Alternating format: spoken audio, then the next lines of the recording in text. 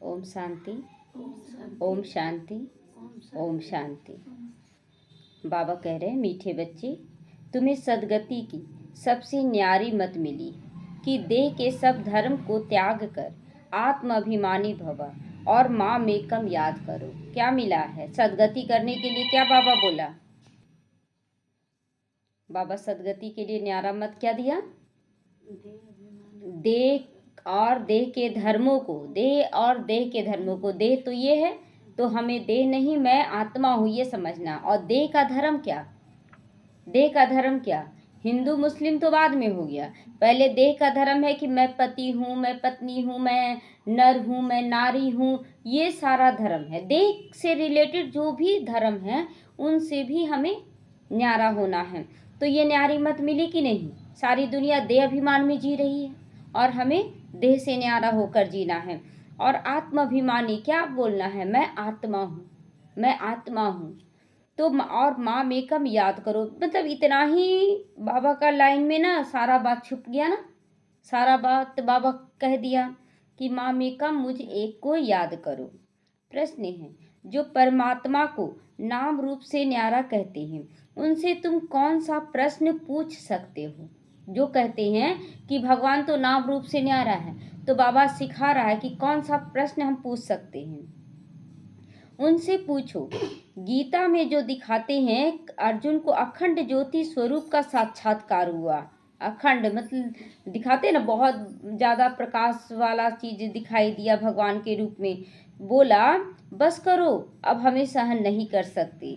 तो फिर नाम रूप से न्यारा कैसे कह सकते हो? उसका रूप क्या दिखाया? महाज्योति स्वरूप, जिसको देखते ही अर्जुन बोला कि बस करो, अब हम नहीं देख पा रहे। यानी कि उसका रूप तो है ना ज्योति स्वरूप, ठीक है, महाज्योति स्वरूप है, लेकिन है तो फिर ये जो कहते हैं कि नाम रूप से न्यारा है, तो फिर ये तो रॉन्ग हो गया।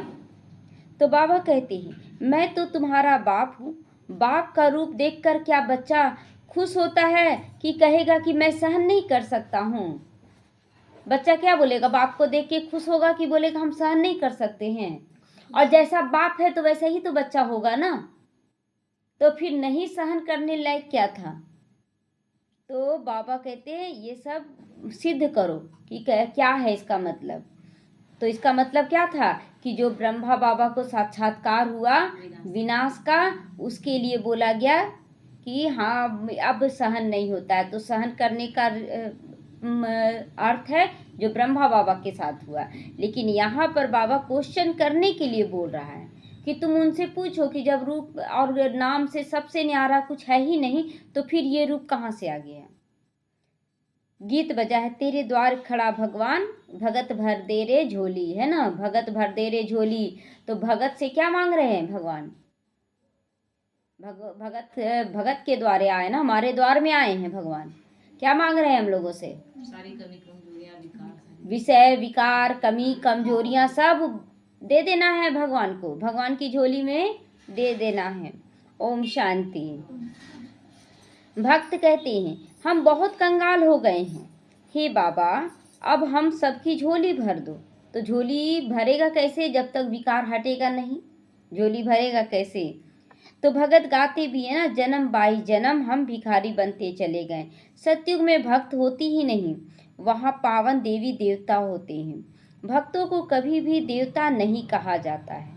जो स्वर्गवासी देवी देवता होते हैं वह फिर पुनर्जन्म लेते लेते वही नरकवासी पुजारी भगत कंगाल सब बन जाते हैं ना। आत्मा का रोल दिखाया गया ना इसमें कि जो स्वर्गवासी देवता थे वो जन्म मरण में आते आते अपनी कलाओं को क्या करते गए? थोड़ा थोड़ा थोड़ा खत्म करते गए, और खत्म करते करते क्या क्या बन गए? नरकवासी बन गए। नरक कब से स्टार्ट हुआ? द्वापर युग से नरकवासी बन गए। उसके बाद क्या बने? पुजारी बन गए। तुरंत द्वापर स्टार्ट होगा तो तुरंत तो पूजा पाठ नहीं होगा ना, कुछ साल के बाद स्टार्ट होता है। तो फिर पुजारी बने, फिर क्या बन गए? भगत बन गए, और उसके बाद लास्ट में क्या बन गए? अभी कंगाल बन गए, है ना, कुछ नहीं है हमारे पास, कंगाल बन गए। तो बाप बैठ बच्चों को समझाते हैं। बाप को एक भी मनुष्य नहीं जानते। कोई जाना? इतने सारे धर्म स्थापक महान आत्मा सभी आए, लेकिन भगवान को पहचान नहीं सके। एक तरफ गा रहे हैं दुख हरता सुख करता, और एक तरफ कहते हैं कि भगवान ही दुख सुख सब देता है ना। वही भगवान नाम रूप से न्यारा है, और फिर बड़ा बड़ा ज्योतिर्लिंग या बड़े बड़ा देवी देवता का मूर्ति बनाकर पूजा कर रहे हैं। ये क्या, फिर बोलते भगवान एक है, और फिर अनेकों को पूजा कर रहे, बोलते सब भगवान है। तो बाप बैठ बच्चों को अब समझाते हैं। बाप को एक भी मनुष्य नहीं जानते, बाप जब आए तब आकर अपना परिचय देवे। भगवान को ही बाबा कहा जाता है। बाबा मतलब पिता, पिता, बाबा पिता को कहा जाता है।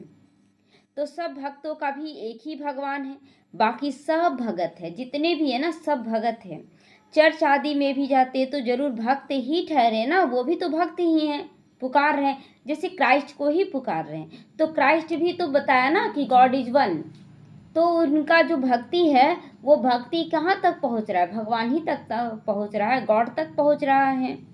इस समय सब पतित तमो प्रधान है, इसीलिए पुकारते हैं, हे पतितों को पावन बनाने वाले आओ, हे बाबा हम भक्तों की झोली भर दो, क्यों, हम कंगाल हो चुके हैं, इसीलिए पुकार रहे हैं कि भर दो। सत्युग त्रेता में नहीं पुकारेंगे क्योंकि वहाँ भरपूर होंगे। भक्त भगवान से धन मांगते हैं। तुम बच्चे क्या मांगते हो, क्या मांगेंगे, भगवान आ जाएंगे तो क्या मांगेंगे, बोलिए।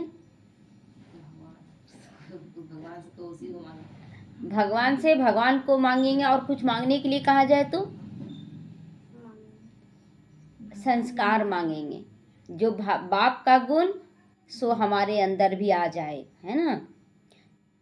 तो तुम कहते हो बाबा हमको स्वर्ग का मालिक बनाओ, तो स्वर्ग का मालिक कैसे बना देगा, मतलब उठा के बैठा थोड़ी देगा, पहले क्या देगा, हम लोगों को संस्कार ही तो भरेगा ना स्वर्ग का मालिक बनाने के लिए। तो वहाँ तो अथाह धन होता है ना, हीरे जवाहरात के महल होते हैं। अभी तुम जानते हो कि हम भगवान द्वारा रजाई प्राप्त कर रहे हैं। रजाई क्या है, रजाई, रजाई क्या है, केवल राजा बन जाना रजाई है। राजा बनने के लिए पहले स्वराज अधिकारी, हम सभी अपनी सारी कर्मेंद्रियों को श्रीमत प्रमाण चला रहे हैं, कंट्रोलिंग पावर, रूलिंग पावर है, ये है रजाई। अगर यहीं पर हम किसी की बातों के प्रभाव में नहीं आ रहे, कोई क्या बोल रहा नहीं बोल रहा, पहले छोटी छोटी बातों के प्रभाव में आ जाते थे तो हम उसका गुलाम हैं।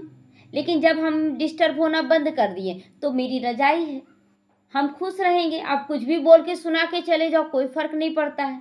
तो सामने वाला फिर बोलते बोलते थकेगा कि नहीं, तो रजाई हुआ कि नहीं हमारा, हम अपने ऊपर रजाई कर रहे हैं। तो बाबा कहते हैं रजाई मांगते हैं ना, रजाई का वर्षा पा रहे हैं, यही सच्ची गीता है। वह गीता नहीं, वह तो एक पुस्तक आदि भक्ति मार्ग के लिए बना दिया गया है। उनको भगवान ने ज्ञान नहीं दिया। भगवान तो इस समय नर से नारायण बनाने के लिए राजयोग सिखाते हैं। राजा के साथ प्रजा भी जरूर होगी ना, तो सिर्फ लक्ष्मी नारायण तो नहीं बनेंगे, सारी राजधानी बनती है, देख रहे हैं ना। अब जो परिवार है इस बाबा कहते हैं कि सारी राजधानी बनती है। राजधानी अभी आप नहीं देख रहे हैं, इतना बड़ा संगठन है, तो संगठन में आप देखेंगे कि कोई कैसा गुण धारण कर, एक ही ज्ञान दिया जा रहा है, कोई किस ढंग से शक्ति को धारण कर रहा है, कोई किस ढंग से ज्ञान को धारण कर रहा है, सबका अलग अलग स्थिति है, कोई एक जैसा नहीं है। ज्ञान तो एक ही जैसा मिल रहा है, लेकिन धारण करने वाले नंबरवार हो रहे हैं। तो अब तुम बच्चे जानते हो कि भगवान कौन है, और कोई भी मनुष्य मात्र नहीं जानते हैं। बाप कहते हैं, तुम कहते हो ओ गॉड फादर, तो बताओ तुम्हारे गॉड फादर का नाम रूप देश काल क्या है ना। लोग जो बोलते हैं रूप नाम रूप से न्यारा, फिर बोलते गॉड फादर, तो उनसे पूछना चाहिए। बाबा पूछने का प्रश्न दे रहा है। न भगवान को जानते हैं, न उनकी रचना को जानते हैं। भगवान आकर कहते कल्प कल्प के संगम युग पर, कल्प मतलब 4 युग, 4 युग का एक कल्प होता है। तो एक कल्प पूरा खत्म हुआ, कलयुग है ना, और दूसरा कल्प शुरू हो रहा है, होने जा रहा है, तो बीच का जो भाग है उसको संगम युग कहते। 50 साल इधर का, 50 साल उधर का, है ना, उसको 100 साल लिया जाता है। तो कल्प कल्प के इसी संगम युग पर आता हूँ। सारी रचना की आदि मध्य अंत का राज मैं रचता ही आकर समझाता हूँ। कौन समझा रहा है ये सारा राज, शिव बाबा समझा रहे। हम लोग तो कुछ भी नहीं जान रहे थे, कुछ भी नहीं जान रहे थे। कई तो कहते हैं वो नाम रूप से न्यारा है, वह आ नहीं सकता है, तो पुकारते किसके हो? जब आ ही नहीं सकता है, नाम रूप से न्यारा, तो पुकार किसको रहे हो? तुम जानते हो वो बाप आया हुआ है ना? हम लोग तो जान रहे हैं ना कि भगवान आया हुआ है। शिव जयंती भी निराकार की गाई जाती है, तो श्री कृष्ण जयंती भी गाई जाती है। अब शिव जयंती कब होती है मालूम होना चाहिए ना। जैसे क्रिश्चियन को मालूम है कि क्राइस्ट का जन्म कब हुआ, क्रिश्चियन धर्म की स्थापना कब हुई, तो यह तो भारत की बात है। भगवान भारत की झोली कब भरते हैं? भक्त पुकारते हैं, हे भगवान झोली भर दो। तो ये सारे क्वेश्चन का आंसर अभी हम लोगों को समझ में आ रहा है कि नहीं? पहले नहीं जानते थे कि भगवान कब आता है, क्या झोली भरता है। पहले तो ये भी नहीं जानते थे कि जो बोलते हैं त्वमेव विद्या द्रविणम, कौन सा विद्या दिया, तो हम लोग पढ़ाई वाला विद्या मांगते रहते थे। लेकिन विद्या वास्तव में कौन सा बाबा सिखा रहा है? जीवन जीने की कला सिखा रहा है, दिव्य गुणों का संस्कार भरना सिखला रहा है। तो सदगति में ले जाओ, क्योंकि हम दुर्गति में पड़े ना, जब हम दुख में आते हैं ना तो ही भगवान को याद करते हैं। तमो प्रधान बन गए थे। आत्मा ही शरीर के साथ भोगती है। आत्मा शरीर में आत्मा को कोई कष्ट नहीं हो रहा है। आत्मा को अभी आप कभी देखे होंगे कि शरीर में कभी कभी कुछ काम करे तो कट जाता है, लेकिन आप काम में इतना बिजी रहते हैं कि आपको दर्द का फीलिंग भी नहीं आता है, कुछ भी अनुभव नहीं होता है, लेकिन बाद में लगता है यहाँ कट गया है और उसके बाद दर्द शुरू हो जाता है। ऐसा अनुभव होता है कि नहीं? तो मतलब आत्मा न्यारी है इस शरीर से। लेकिन जब हम शरीर भान में रहते हैं ना, तब जब कटता है तो उसका दर्द का फीलिंग होने लगता है। तो शरीर द्वारा भोगना भोगती है, आत्मा को कुछ नहीं होता है, बस जैसा कर्म वैसा भोगना होता है। तो कई मनुष्य साधु संत आदि कहते हैं कि आत्मा निर्लेप है। कहते भी हैं कि अच्छे व बुरे संस्कार आत्मा में रहती है। फिर निर्लेप कैसे हुई? अच्छा या बुरा संस्कार कैसे आया? जो शरीर द्वारा हम कर्म किए उसी से न संस्कार बन गया। अब हम एक बार चोरी किए, अब चोरी करने का लत लग गया, तो संस्कार तो मेरा बन गया ना चोरी करने का। लेकिन वहीं हम ईमानदारी से चल रहे तो मेरा संस्कार ईमानदारी का बन गया। तो ये सारा संस्कार किस में जा रहा है? आत्मा के अंदर जमा हो रहा है। तो उस आधार पर तो आत्मा जन्म लेती है, फिर जैसा संस्कार वैसा जन्म भी मिलता है।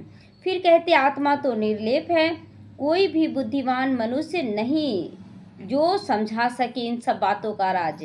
इनमें भी अनेक मतें हो जाती, कोई किस ढंग से समझाया, कोई किस ढंग से उलझ गया है। सबसे अच्छा पीके पिक्चर देखिए, पीके फिल्म में कितना मतलब दिखाया है कि हर धर्म में अलग अलग, जहाँ पर वाइट पहनना दूसरे धर्म में वाइट नहीं पहनना है, यहाँ पर ये चढ़ाना वहाँ वो चढ़ाना, कितना उलझाहट है। तो कोई भी बुद्धिमान मनुष्य नहीं है जो समझा सके। अनेक मतें हो गई हैं। जो घर से रूठते हैं वो शास्त्र बना देते हैं, जो घर से रूठते वो शास्त्र बना देते। तुलसीदास रामचरितमानस कब लिखे? जब उनकी पत्नी ठुकराई, रूठ गया ना, तो बाबा वही तो बोलता है जो घर से रूठते हैं वो शास्त्र बना डालते हैं। श्रीमद् भागवत गीता है एक।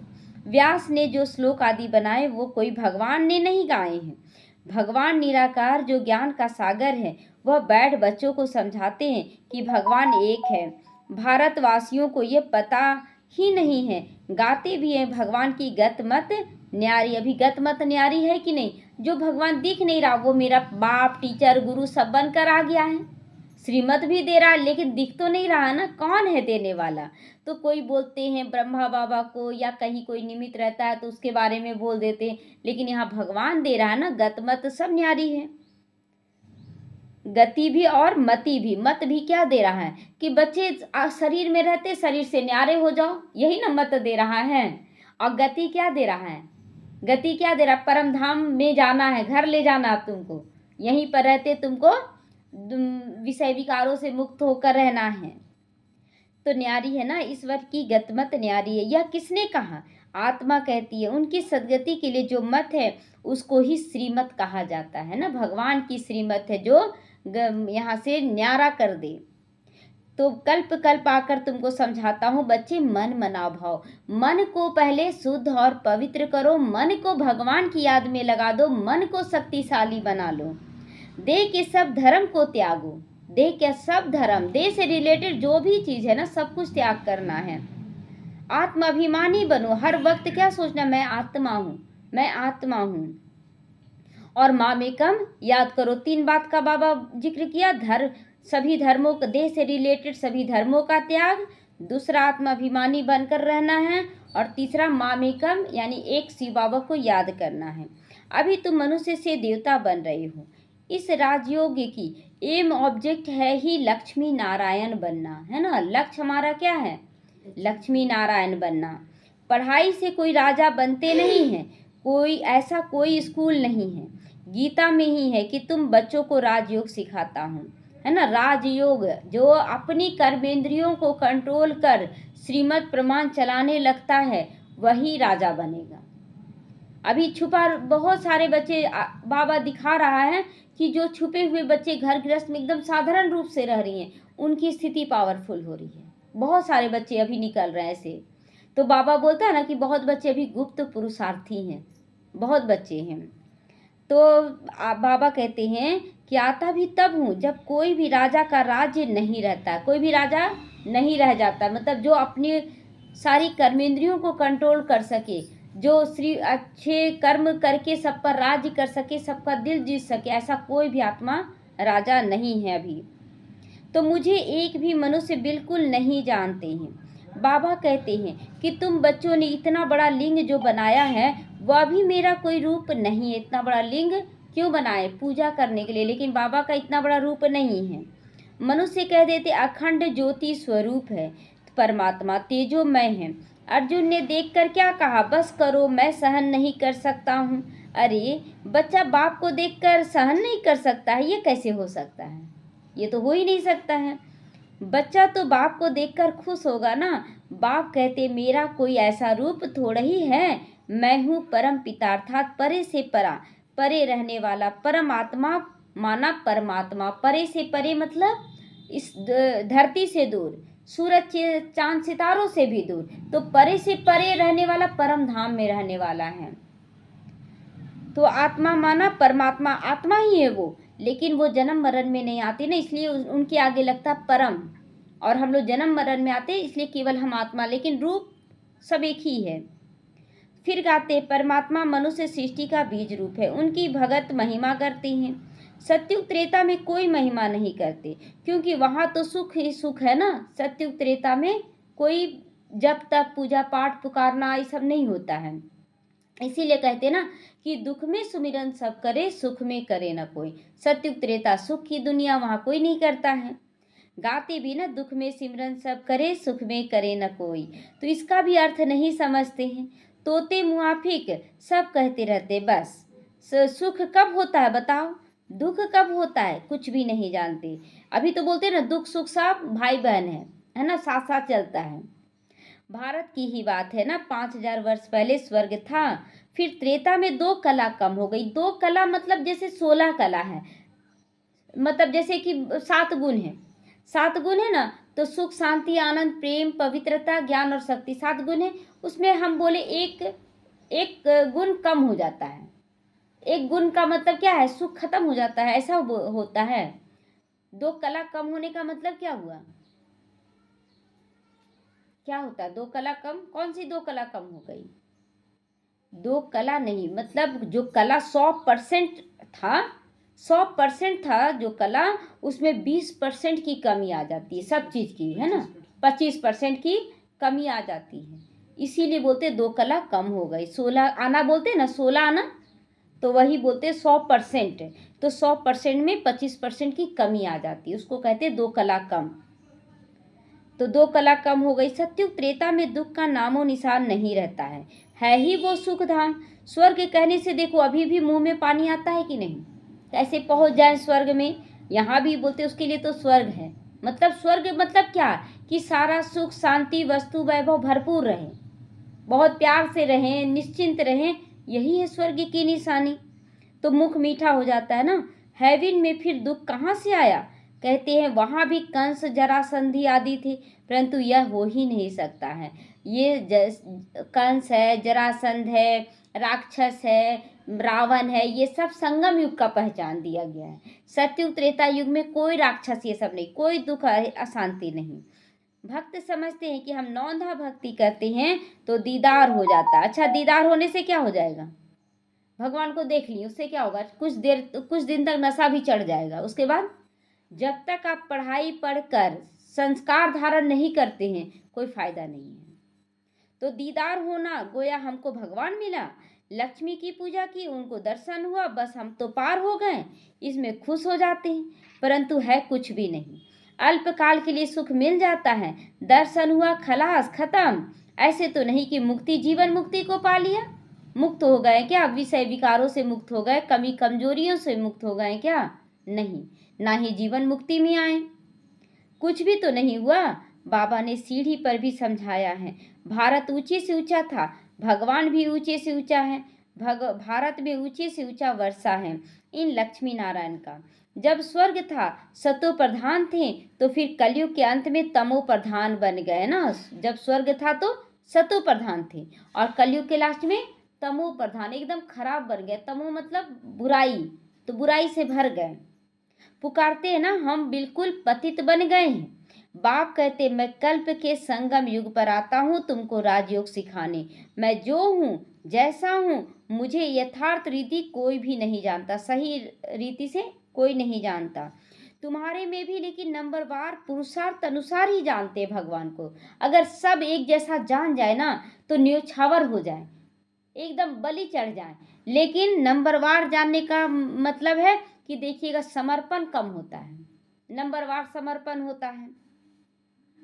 तो बाबा कहते हैं सीढ़ी वाला चित्र दिखाना चाहिए। यह भारत की सीढ़ी है। सतयुग में देवी देवता थे, 5000 वर्ष पहले भारत ऐसा था। शास्त्रों में लाखों वर्ष कल्प लिख दिया गया है, लाखों वर्ष का। तो बाप कहते हैं लाखों वर्ष का कोई कल्प नहीं, कल्प तो 5000 साल का ही होता है। सतयुग त्रेता नई दुनिया, द्वापर कलयुग पुरानी दुनिया होती है, आधा आधा होता है।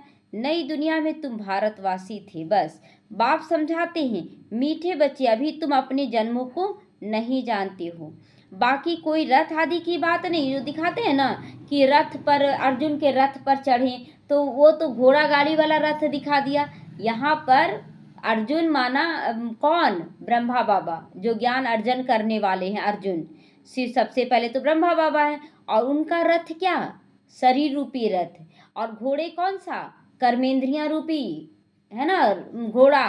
तो उस रथ पर शिव बाबा सवार हुआ। तो कोई रथ आदि की वो घोड़े गाड़ी वाली रथ नहीं। श्री कृष्ण तो सत्यु का प्रिंस है ना। श्री कृष्ण का वह रूप सिवाय दिव्य दृष्टि के नहीं देखा जा सकता है। यह चैतन्य रूप में तो सत्युग में थे ना, फिर कब वह रूप मिल नहीं सकता है। बाबा कहते ना, अभी हम कृष्ण को देखेंगे कब? जब हमें दिव्य दृष्टि मिलेगी, क्योंकि कृष्ण है ही नहीं अभी, वो केवल सत्युग में था। दूसरे जन्म में ही उनका फीचर्स चेंज हो जाएगा, तो फिर रूप मिल नहीं सकता दोबारा। फिर तो नाम रूप देश काल सब बदल जाता है। 84 जन्म लेते हैं, 84 जन्मों में 84 माँ बाप मिलते हैं, भिन्न भिन्न नाम रूप ऑक्यूपेशन होता है ना, काम करने का ढंग तरीका ना, सब कुछ अलग अलग हो जाता है हर जन्म में।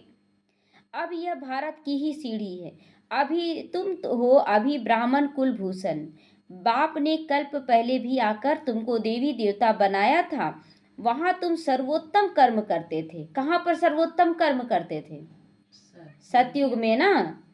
तो वहां तुम सर्वोत्तम कर्म करते थे, तुम सदा सुखी थे। 21 जन्म, फिर तुमको इस दुर्गति में किसने पहुंचाया? मैंने कल्प पहले तुमको सदगति दी थी, फिर 84 जन्म लेते जरूर उतरना पड़े ना। जब माँ जन्म देती है बच्चे को, तो बच्चा कैसा होता है? एकदम कोमल, छोटा सा। और जब बूढ़ा हो गया तो उससे माँ पूछेगी तुम बूढ़ा कैसे हो गए, है ना। बाबा भी हम लोगों से जानता सब है, पूछता है कि तुम ऐसे कैसे बने गए। तुम ही सो पूज्य देवता थे, और तुम ही पुजारी पतित बन गए हो। भारत अब कंगाल है। भगवानुवाच, भगवान कहते हैं, तुम जो 100% पवित्र और solvent, ever healthy ever wealthy थे। सॉल्वेंट भी थे, निर्विकारी भी थे, पवित्र भी थे, एवर हेल्दी भी थे, और एवर वेल्दी भी थे, है ना, सब कुछ से संपन्न थे। कोई रोग दुख की बात वहाँ नहीं थी, सुख धाम था। उसको कहते गार्डन ऑफ अल्लाह। कौन सा गार्डन है? सत्ययुग त्रेता किसका गार्डन है बनाया हुआ है? बाबा का बनाया हुआ गार्डन है। जब हाँ हम चैतन्य फूल रहेंगे तो बाबा कहते वो गार्डन ऑफ अल्लाह है। अल्लाह ने बगीचा स्थापन किया। जो देवी देवता थे वो अब कांटे बन गए। कांटे कौन सबसे ज्यादा बने हैं? जो बाबा के बच्चे हैं, है ना, वही सबसे ज्यादा कांटे बने हैं। अब बाबा उन्हीं को फूल बना रहा है। तो अब जंगल बन गया ना। जब हम सब कांटे बन गए तो ये दुनिया क्या बन गई? जंगल बन गया ना। तो जंगल में कांटे लगते हैं, चोट चुभता है ना। उसकी बात चुभ गई, उसकी बात चुभ गई। बाप कहते काम महाशत्रु है, इन पर जीत पहनो। इसने आदि मध्य अंत तुमको दुख दिया है ना। जिस समय स्टार्ट हुआ काम विकार उसी समय पहला भूकंप आता है। तो आदि में भी दुख दिया और अभी अंत में भी, मध्य में भी भूकंप ये सब आता रहा, बीमारी अभी अंत में भी आ रहा है। तो इसीलिए बाबा कहता है ये विकार तुमको आदि मध्य अंत दुख देते आया है। एक दो पर काम कटारी चलाना ये सबसे बड़ा पाप है। बाप बैठ अपना परिचय देते हैं। मैं परम धाम में रहने वाला परमात्मा हूँ। मुझे कहते हैं मैं सृष्टि का बीज रूप परमात्मा, मैं सबका बाप हूँ। सभी आत्माएं बाप को पुकारती हैं, हे परम पिताओ। जैसे तुम्हारी आत्मा स्टार मिसल है ना, तो बाप भी परमात्मा स्टार ही है, छोटा बड़ा नहीं होता है। बाबा कहते हैं मैं अंगूठे मिसल भी नहीं हूँ। जैसे यहाँ तिलक लगाते हैं तो अंगूठे से ऐसे करके लगाते हैं, तो इतना बड़ा भी नहीं है शिव बाबा। बाबा तो एकदम बिंदी है, पेन से भी जो बिंदी डालते हैं ना उससे भी छोटा है बिंदी। मैं सबका बाप हूँ। उसको कहा जाता है सुप्रीम सोल, नॉलेजफुल है। लेकिन बाप समझाते मैं नॉलेजफुल हूँ, मनुष्य सृष्टि के झाड़ का बीज रूप हूँ। मुझे भक्त लोग कहते हैं परमात्मा तो सत्य है, चित्त है, आनंद स्वरूप है ना। बाबा कैसा है कि सत्य है, वो चित्त जिसका चित्त कल्याणकारी है, जिसके चित्त में आनंद भरा हुआ है, आनंद का सागर है, उनका स्वरूप है ऐसा। तो वह ज्ञान का सागर है, सुख का सागर है। महिमा कितनी है उनकी। अगर नाम रूप देश काल नहीं है तो पुकारेंगे किसको? कुछ है ही नहीं।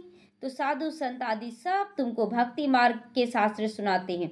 मैं तुमको आकर सच्चा सच्चा राजयोग सिखाता हूँ। बाप समझाते हैं कि तुम पतित पावन मुझ ज्ञान के सागर बाप को कहते हो। तुम भी मास्टर ज्ञान का सागर बनते हो। ज्ञान से सदगति मिल जाती है ना। ज्ञान मिला तो सदगति मिला कि नहीं? पहले बोलते थे मेरा पति ऐसे क्यों करता है, मेरी पत्नी ऐसे क्यों करती है, मेरे माँ बाप ऐसे क्यों हैं, क्यों क्या कैसे में दुर्गति में थे। अब जब आत्मा का ज्ञान मिल गया, कर्मों का ज्ञान मिल गया, तो क्यों क्या हट गया, हम अपने को दोषी मानने लगे और फिर प्रायश्चित करने लगे। तो तुम भी मास्टर ज्ञान के सागर बनते हो। भारत को सदगति बाप ही देंगे ना। सभी का सदगति दाता एक है, सभी का दुर्गति फिर कौन करता है? रावण। अब तुमको यह कौन समझा रहे हैं? यह है परमात्मा। आत्मा तो एक स्टार मिसल है, अति सूक्ष्म।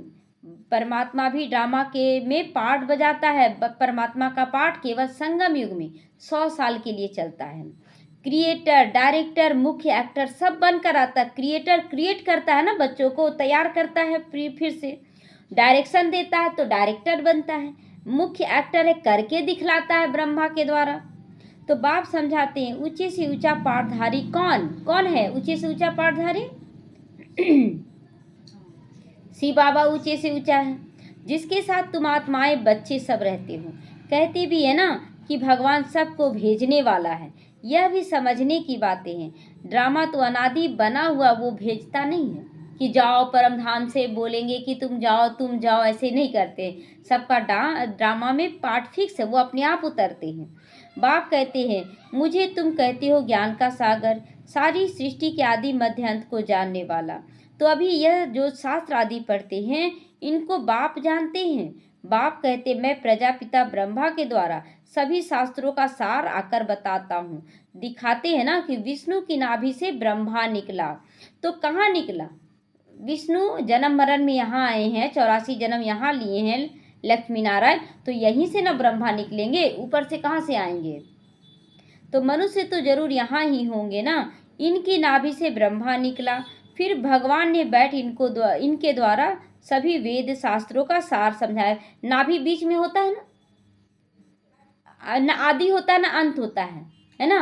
तो देखिए, जब विष्णु का स्वरूप कितना जन्म चला, सतयुग त्रेता, फिर बीच आया द्वापर, द्वापर से ब्रह्मा का रोल शुरू हो गया ना पतित बनने का, ब्रह्मा की रात शुरू हो गई। तो यही होता है कि ब्रह्मा की नाभि से विष्णु निकला, विष्णु की नाभि से ब्रह्मा निकला। तो सारी शास्त्रों का सार बता रहे बाबा, अपना भी देश नाम रूप काल समझा रहे हैं बाबा। मनुष्य सृष्टि का बीज रूप है ना, इस वृक्ष की उत्पत्ति पालना विनाश कैसे होता है वह कोई भी नहीं जानता। इसकी वैरायटी झाड़ कहा जाता है। अभी मनुष्य सृष्टि का जो झाड़ है वैरायटी झाड़ है, कुछ हिंदू हैं कुछ मुस्लिम है, हिंदू में भी अलग अलग टाल टालियाँ निकल गया, मुसलमान में भी अलग अलग टाल टालियाँ निकल गया, वैरायटी है यहाँ पर, वह कोई नहीं जानता। सभी नंबरवार अपने समय पर आते हैं। पहले नंबर में कौन आते हैं? देवी देवता। मनुष्य सृष्टि के झाड़ में कौन आएगा पहले? देवी देवता धर्म की स्थापना कराता हूँ, जबकि वह धर्म नहीं है, वो धर्म नहीं है। देवी देवता कोई धर्म नहीं है, मतलब वो देवी देवता हैं, बन गए, यहाँ से पुरुषार्थ करके बने हैं। तो बाप कहते कितने तुच्छ बुद्धि हो गए हैं, देवताओं की लक्ष्मी नारायण की पूजा करते, परंतु उन्हों का राज्य सृष्टि पर कब था वह कुछ भी नहीं जानते। अभी भारत का वो देवी देवता धर्म ही नहीं है ना, वो धारणा नहीं है। धर्म मतलब लोग सोचते हैं ना पूजा पाठ करना धर्म है, बाबा यहाँ धर्म मतलब धारणा बता रहा, वो धारणा नहीं है अभी किसी के अंदर। सिर्फ चित्र रह गए हैं, चित्र को पूजा कर रहे, एक दिन के लिए हम नहा धोकर जा रहे, फिर विकारों में गिर जा रहे हैं, धारणा नहीं है। अच्छा, मीठे मीठे सीख लदे बच्चों प्रति माता पिता बाप दादा का याद प्यार और गुड मॉर्निंग। रूहानी बाप की रूहानी बच्चों को नमस्ते। हम रूहानी बच्चों की रूहानी माता पिता बाप दादा को याद प्यार गुड मॉर्निंग और नमस्ते नमस्ते। शुक्रिया बाबा शुक्रिया। हम रहेंगे सदा हंसते हंसते, शिव बाबा के साथ जाएंगे परम धाम, आएंगे वैकुंठ में हंसते हंसते। ओम शांति। धारणा के लिए आज मुख्य सार है, मास्टर ज्ञान का सागर बनकर पतित से पावन बनाने की सेवा करनी है ना। बाबा के समान हमें बनकर ज्ञान का सागर बनकर पतित से पावन बनाने की सेवा करनी है। बाप ने जो सब शास्त्रों का सार सुनाया है वह बुद्धि में रख कर सदा खुश होना है ना। बाबा जो ज्ञान का सार शास्त्रों का सार बता रहा है तो हमें तो खुश होना चाहिए। एक बाप की श्रीमत पर हर पल पालन करना है, बाबा की हर श्रीमत का पालन करना है। देह के सब धर्मों का त्याग कर आत्माभिमानी बनने की मेहनत करनी है। दुखी कब होते? जब हम देह अभिमान में आते हैं, और जब हम आत्माभिमानी होकर चलेंगे तो कोई दुख हमें छू भी नहीं सकता है।